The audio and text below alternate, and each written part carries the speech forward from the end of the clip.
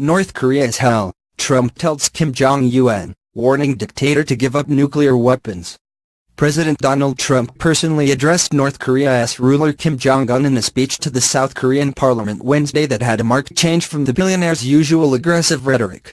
"The weapons you are acquiring are not making you safer, they are putting your regime in great danger.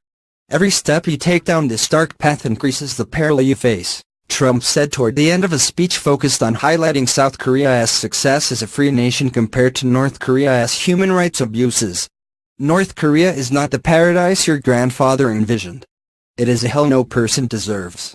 Yet despite every crime you have committed against God and man, we are ready to offer a path to a much better future," the president added, demanding Kim gave up his ballistic missiles, stopped his aggressive behavior and pursued complete, verifiable and total denuclearization.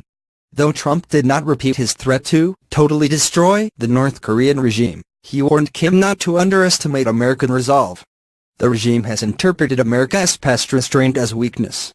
This would be a fatal miscalculation. This is a different administration than the United States has had in the past," he said. "Do not underestimate us and do not try us."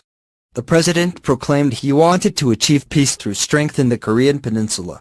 "The time for excuses is over. Now is the time for strength. If you want peace, you must stand strong at all times."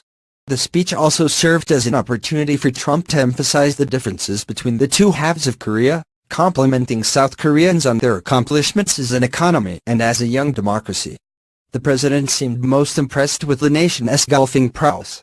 "South Korean golfers are some of the best on earth," he said, gesturing enthusiastically as he reminded the lawmakers that he had personally presented U.S. Women's Open winner, South Korean teenager Sung Hyun Park, with her trophy when the tournament was held at the Trump National Golf Club in New Jersey in July. Trump's address came after he failed to visit the demilitarized zone dividing the Korean peninsula earlier in the day, reportedly because the helicopter Marine One could not land due to adverse weather conditions. He left South Korean President Moon Jae-in waiting for him inside the joint security area, according to reports in South Korean media, missing out on an opportunity to show unity in the face of the North Korean threat. The state-controlled North Korean media has yet to specifically address any of Trump's remarks in South Korea, but continued to portray the president as a warmongering lunatic. A commentary published on the ruling party-run newspaper Rodong Sinmun on Wednesday merely repeated the line that Trump is trying to provoke military confrontation.